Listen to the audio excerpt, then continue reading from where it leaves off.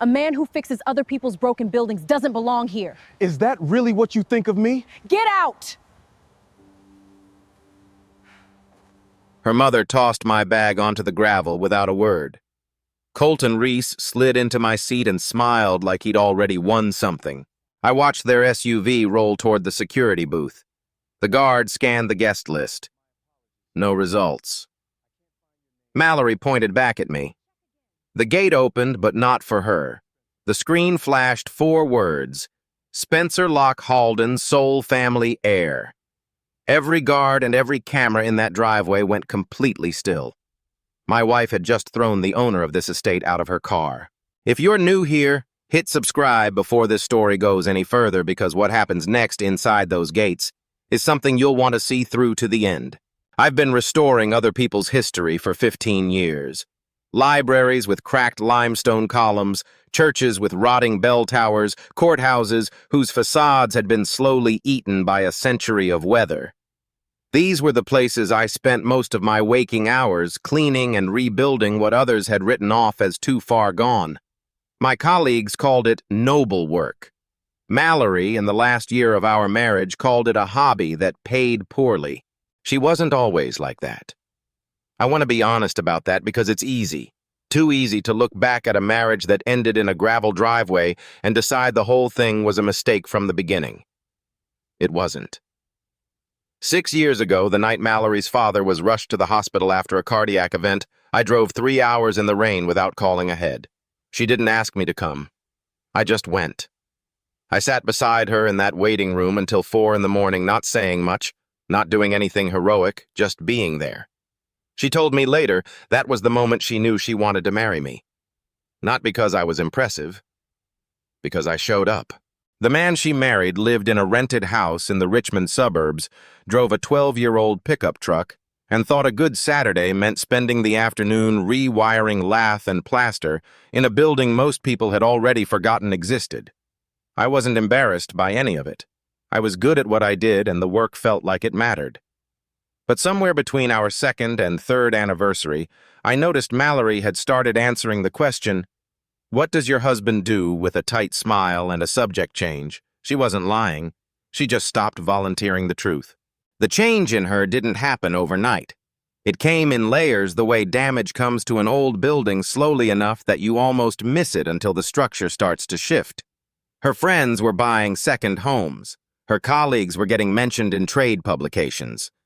Her mother, Denise, had a particular gift for calling at exactly the right moment to mention what some other woman's husband had just purchased or achieved.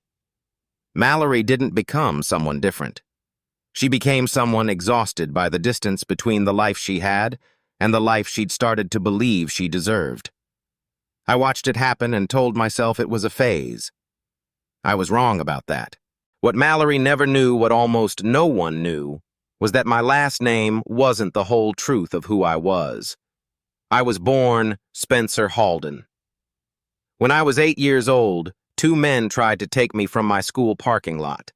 They were caught before they got far, but my father never forgot it.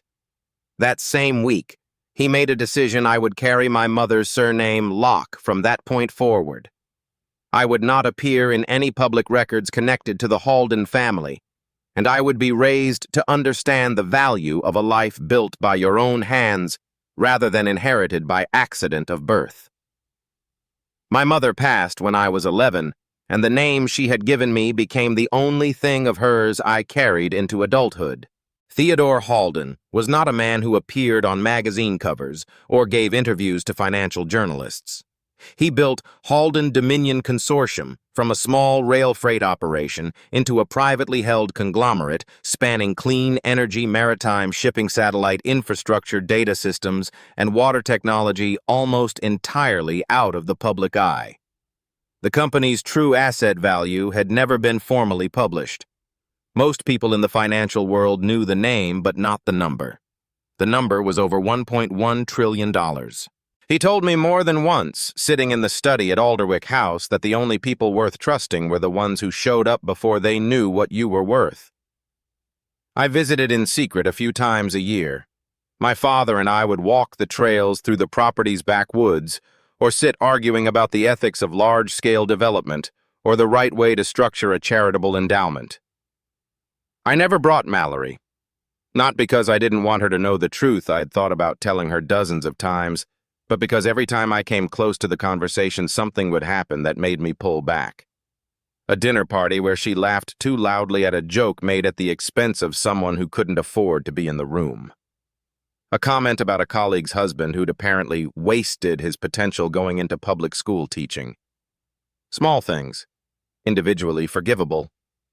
Together they formed a pattern I didn't know how to trust. I kept waiting for the version of Mallory who'd sat with me in that hospital waiting room to come back. I think I was still waiting when she met Colton Reese. She told me it started at a networking event. A new professional contact who ran a mid-sized investment fund and was charming in the way that men who've spent years cultivating charm tend to be. Colton began taking her to dinners at restaurants where the menu had no prices. He sent gifts, not flashy ones, but well-chosen ones, the kind that signal someone has been paying very close attention to you. He told her she was operating below her level. He made her feel in a very short period of time like the central problem in her life had a name, and that name was Spencer. What Mallory didn't know, what I wouldn't find out until much later, was that Colton had identified her before they ever met. His fund had been circling a clean energy subsidiary of Halden Dominion Consortium for 2 years, making quiet inquiries that were quietly deflected each time. His research team had cross-referenced every professional contact adjacent to Halden's inner network, and Mallory's communications firm had handled a minor contract for a company that shared an industry conference with one of Halden's subsidiaries. Her name appeared on the edge of a very long list. That was enough for Colton to decide she was worth pursuing, not because he knew the full extent of my connection to the family, but because any thread leading toward Alderwick was a thread worth pulling. He engineered the introduction. Everything after that was deliberate. My father found out. I didn't know this at the time, but Theodore's internal security team had flagged Colton Reese months before Mallory ever mentioned his name to me. When his analysts connected Mallory to the situation, my father didn't call me. Instead, he asked Cecilia Frost, his longtime legal director, to document everything and store it on an offline drive. He told her that if something happened to him before the situation resolved itself, she would know what to do with the material. He didn't want me reacting from anger. He wanted me to see the truth clearly with everything I needed already in hand.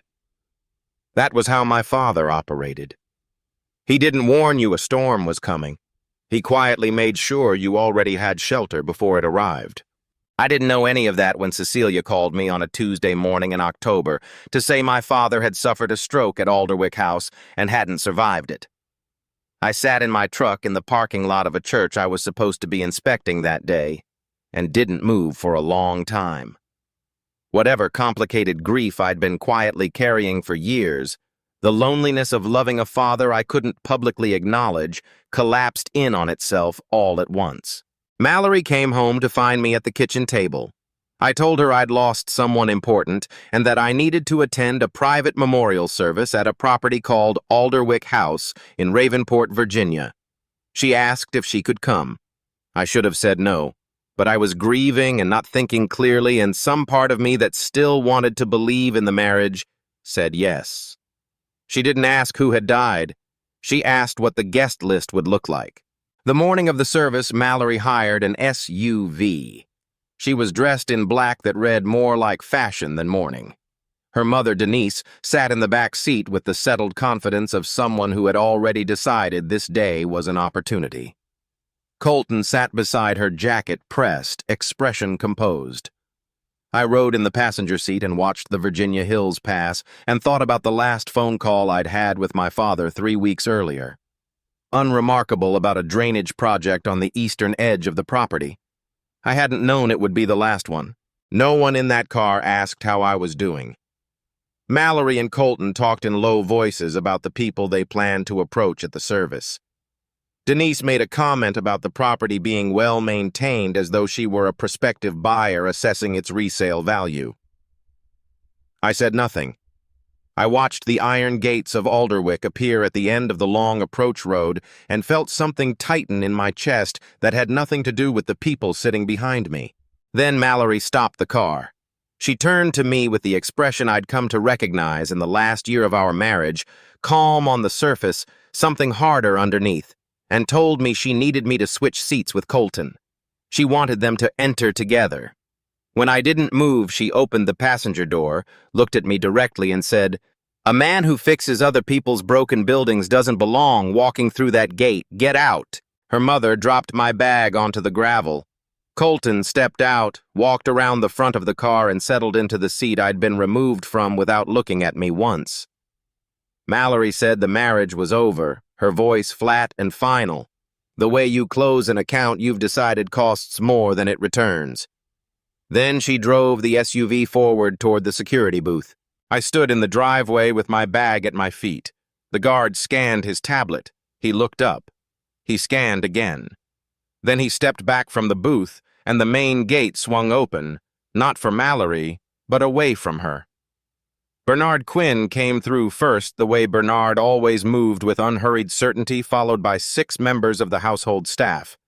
He stopped in front of me, straightened slightly, and said, "Welcome home, Mr. Spencer." Behind him, the identification screen mounted to the gatehouse wall displayed 4 words in plain white text: Spencer Locke Halden's sole family heir. Mallory was still in the driver's seat. I could see her face in the rearview mirror, the expression of someone who has just realized the ground they were standing on was never ground at all. I picked up my bag. Bernard fell into step beside me, and we walked through the gate together without a word. There was nothing that needed to be said. Bernard didn't take me through the main entrance.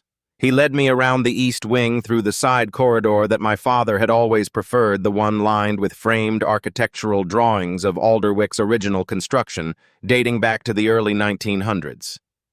I used to walk this hallway as a child and wonder what kind of man commissions a building like this. By the time I was old enough to understand, I'd already decided I didn't want to be that kind of man. My father, to his credit, never tried to convince me otherwise. The house was full of people I half-recognized faces from my father's professional world board members, legal representatives, a few politicians whose names I knew from news coverage but had never met in person. They moved through the rooms with the particular restraint of people who understood something significant was happening and were performing their best version of solemnity. I moved through them without speaking. No one in that crowd knew who I was. That had always been the arrangement. Cecilia Frost met me in the hallway outside my father's private study. She was a trim woman in her late 50s with silver hair and the precise, unhurried manner of someone who had spent decades managing enormous consequences without raising her voice. She'd been with my father for over 20 years. If anyone understood what Theodore Halden had built and what it had cost him, it was Cecilia. She put her hand briefly on my arm, said she was sorry, and then said, "He left instructions. Before anything else today, you need to come inside." The study was exactly as I remembered it. The wide oak desk, the wall of books that were actually read rather than displayed, the brass clock on the mantelpiece that my father wound by hand every evening. Cecilia set a wooden box on the desk in front of me. Inside were 3 items: a handwritten letter, a small offline drive, and a playback device. She explained that my father had asked her to brief me on the practical contents of the letter before I read it in full, the key business instructions, the board contacts, the legal framework. She went through them methodically. Then she placed the box in front of me and said, "The rest is his in his own words. Take whatever time you need." I connected the drive and pressed play. My father appeared on the small screen, seated in this same chair in this same room. He looked older than I'd expected, thinner too, in a way I hadn't registered during our last phone call.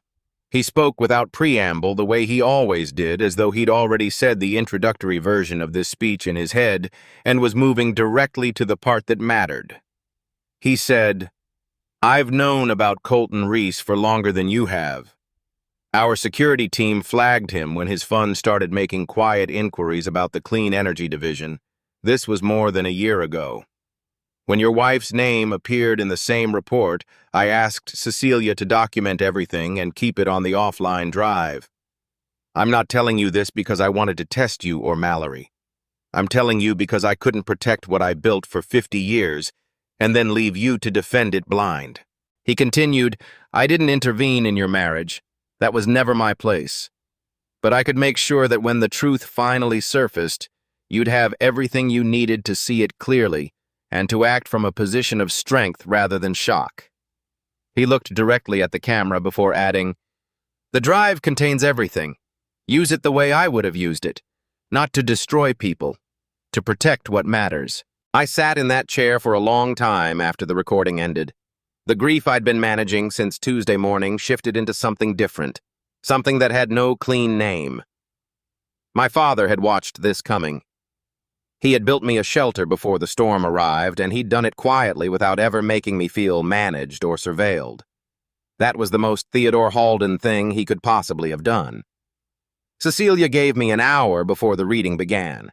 The Alderwick Library held about 60 people in the configuration. They'd arranged chairs in rows, facing a long table where Cecilia stood with a document folder and 2 legal associates.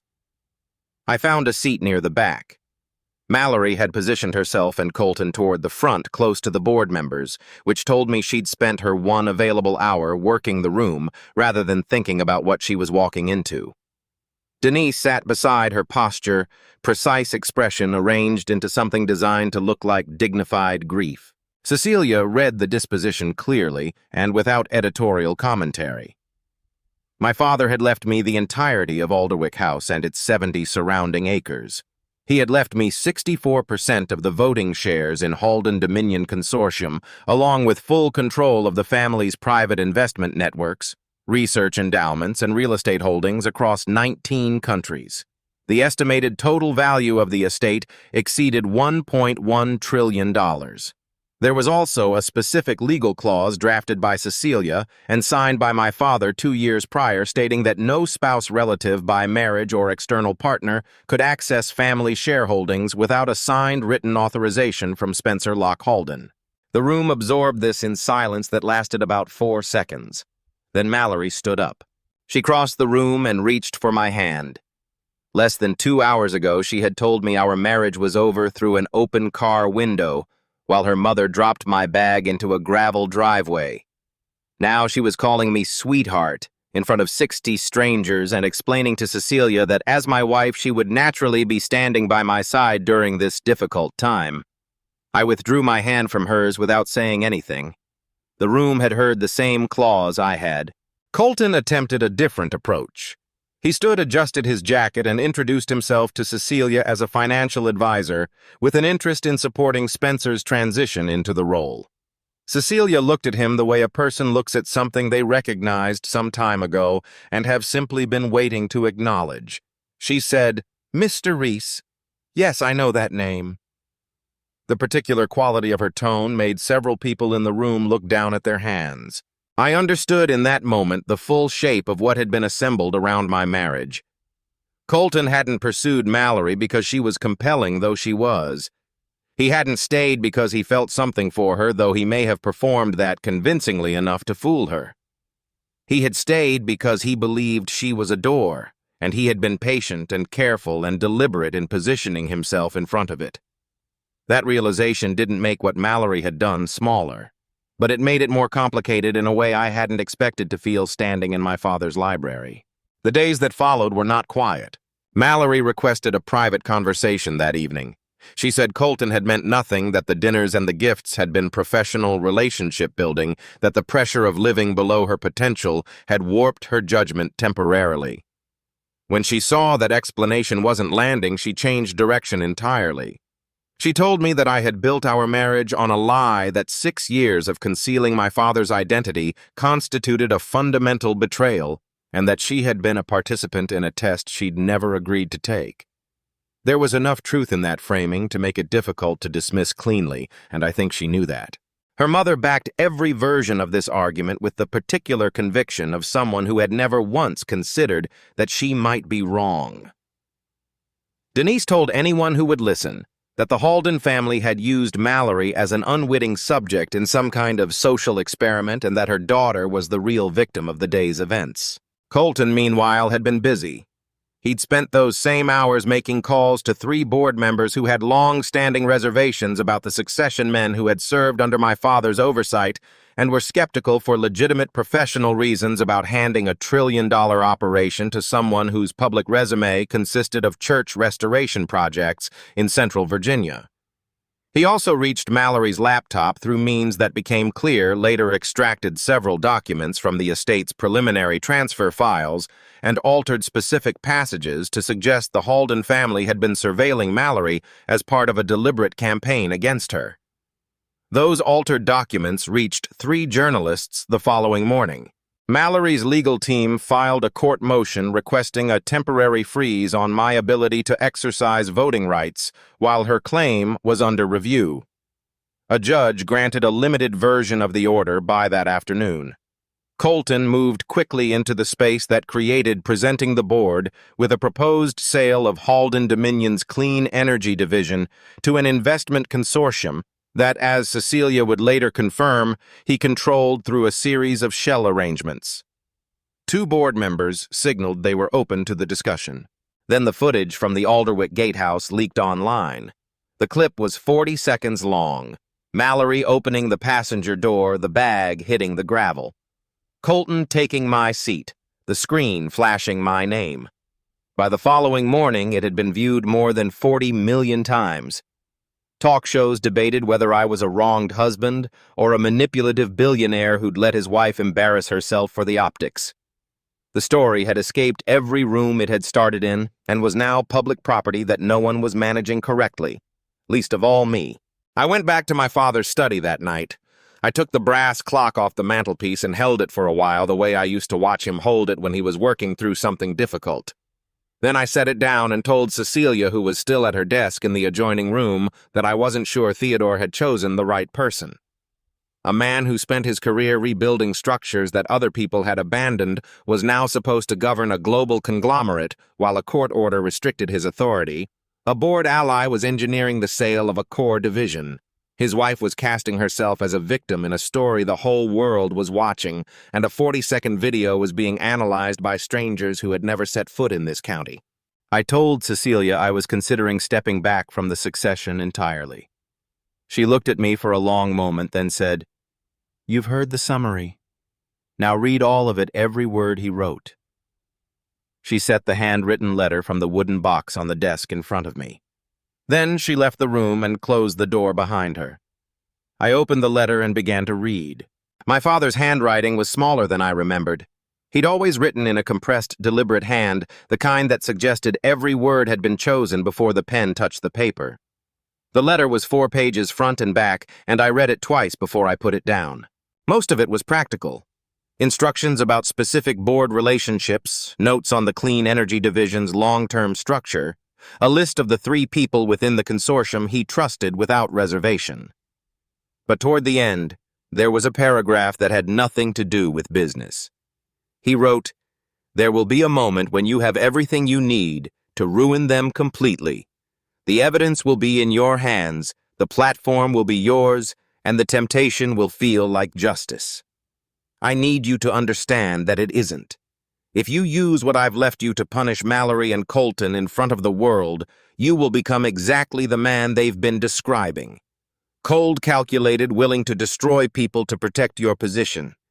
That's not what I built this for. And it's not who your mother raised." He'd underlined the last sentence. I set the letter down and looked at the offline drive for a long time. Then I picked up the clock, wound it, the way I'd watched my father wind it 100 times, and put it back on the mantelpiece. I went to find Cecilia. She was still at her desk. I told her I wasn't stepping back. I told her I needed to go through everything on that drive, all of it, and that I wanted the board meeting moved to the following morning. She looked at me without surprise, as though this were the conclusion she'd been waiting for me to reach on my own timeline. She said, "I'll make the calls." We spent the rest of that night going through the contents of the offline drive together. The documentation was thorough in the way that only a man with 20 years of institutional resources and a very particular concern could make it.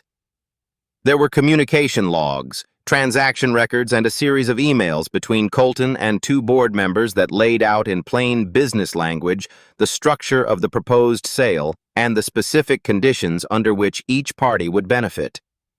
There was also a complete recording from the gatehouse security system, not the 40-second clip that had circulated online, but the full sequence, including the conversation between Mallory and Colton in the car, before the SUV reached the booth in which Colton outlined which executives he planned to approach at the memorial service and what he expected Mallory to facilitate. Her voice in that recording was different from the voice she'd used in the library the day before. She sounded like someone being led somewhere she hadn't fully chosen to go. I noted that set it aside and focused on what the morning required. The emergency board session was held in Alderwick's formal meeting room, a long, wood-paneled space my father had used for exactly this kind of purpose, with a table that seated 20 and windows that looked out over the eastern lawn. Colton arrived with the two board members who had signaled openness to his proposal. They came in together, which told me they'd already met that morning and agreed on their approach. Colton positioned himself near the head of the table with the easy confidence of a man who has rehearsed the room in his head and found it favorable. He opened by addressing the board directly. He said that the current situation, a contested succession, an active court order, and a very public scandal created conditions that were genuinely dangerous for the consortium's stability. He said that a controlled divestiture of the clean energy division would protect the asset's value while the governance questions were resolved. He spoke about fiduciary responsibility. He used the word stewardship 3 times. He was very good at it. I let him finish. Then I stood up. I said that before we discussed any transactions, I needed the board to understand the full context of what had brought us to this room. I would start with something I should have addressed a long time ago. I had concealed the truth of my identity from my wife for the duration of our marriage, and that was wrong. I wasn't asking the board to weigh in on my marriage.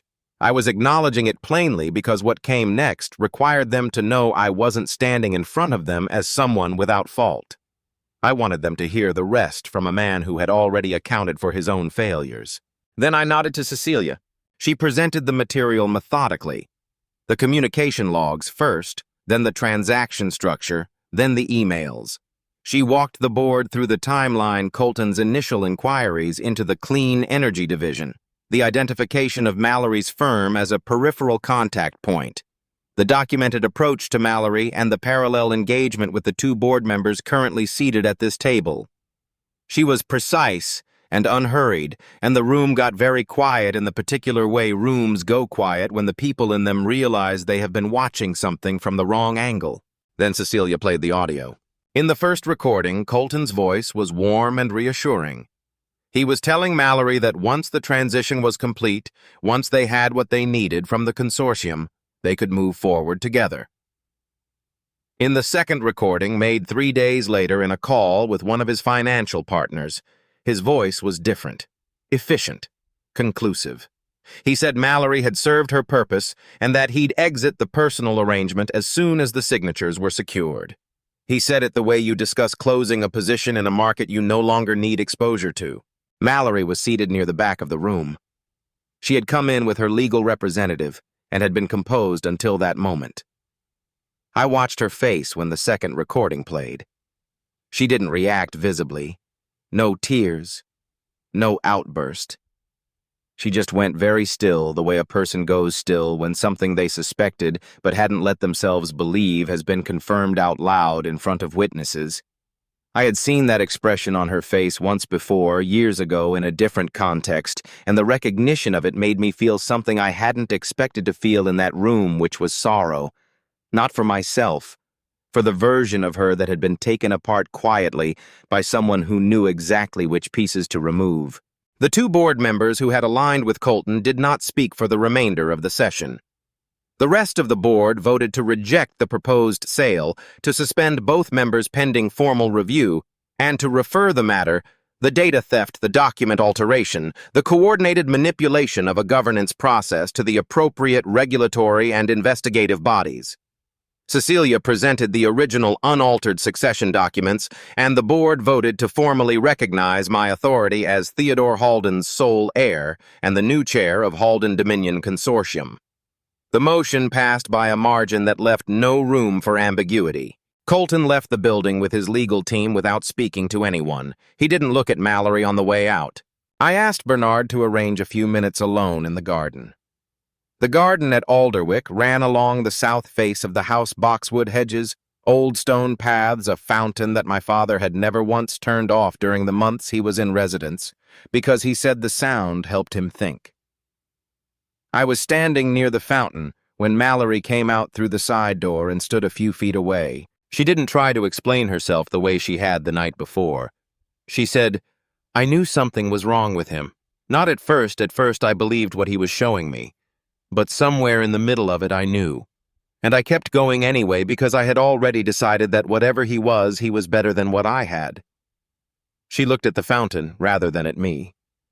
I think I told myself that for so long that I started performing it instead of feeling it. And I stopped being able to tell the difference. I thought about the hospital waiting room. I thought about the drive in the rain.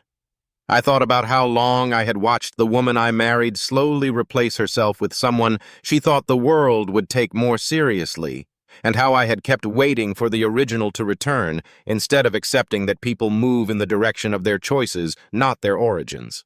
I said, "Money didn't make you cruel, Mallory. It gave you a reason to stop hiding the choices you were already making." I said it without anger because by that point the anger had been replaced by something more like clarity. I hope you figure out who you actually are when nobody's watching. I mean that. She went back inside. I did not use what I had to take anything from her beyond what was right. The divorce proceeded on the terms the law required. She received what she was entitled to from our shared life, not a dollar more and not a dollar less. She did not receive access to the Halden estate or its holdings. Colton faced a federal investigation for securities manipulation, data theft, and coordinated fraud. The partners who had spoken warmly about him at industry events released statements distancing themselves within 72 hours. Denise discovered that the social circles she had spent years leveraging were no longer open to her. The women she had cultivated all knew she was the one who had dropped the bag. None of them lost everything because I decided to destroy them. They lost what they had been reaching for because they had built towards something that was never real, and when the structure underneath it gave way, there was nothing left to hold. The board stabilized over the following months with a steadiness that surprised people who had expected a prolonged power struggle. I came to every meeting prepared. I asked the questions that the reports raised rather than the questions designed to signal authority. I made decisions based on documents, not the pressure of the room. 3 months in, Cecilia said across the desk, "Your father spent 10 years earning this board's trust. You did it in 90 days. I told her my father had done the harder work by making sure I understood what trust was actually for before I was ever in a position to need it. I kept the house in Richmond. I still went back on weekends, still took on restoration projects when the scope was right. Not because I needed the income or was performing some version of humility for an audience, but because those buildings were where I had learned what I knew about the patience required to repair something the world had decided wasn't worth saving. That knowledge turned out to be more transferable than I'd expected. A portion of Alderwick House was converted into a vocational training center, free open to young people from low-income households, staffed by instructors paid properly, because my father had always believed that education delivered on the cheap produce's results worth exactly what they cost. Unused land on the eastern section of the property was developed into housing for staff families and veterans. I established the Theodore Halden Foundation for Community Preservation, funded from consortium earnings dedicated to restoring schools, libraries, and water infrastructure in towns that the larger economy had quietly left behind. One afternoon in late spring, I was standing at the gate, the same spot where my bag had hit the gravel, when Bernard came to walk with me up to the house.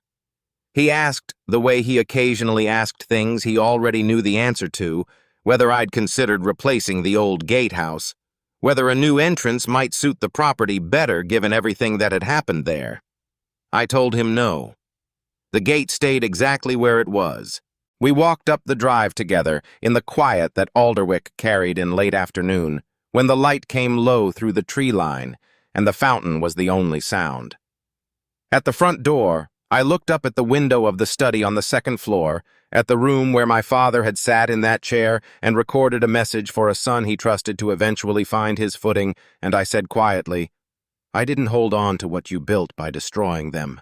I held on to it by not becoming them." The door opened, I went inside. And maybe that's the thing worth sitting with. Not the gate, not the number on the inheritance screen, but the question of what we're actually building toward in the relationships we choose. Spencer didn't lose his marriage the day Mallory told him to get out of the car. He lost it slowly across 6 years of quiet moments when respect started to disappear, and neither of them said anything. Money didn't create that damage. It just made it impossible to ignore any longer. The most powerful thing Spencer did wasn't exposing Colton in that boardroom. It was walking out of it without becoming the kind of man who needed to. If this story stayed with you, share it with someone who needs to hear it. And if you haven't subscribed yet, we'd love to have you here for the next one.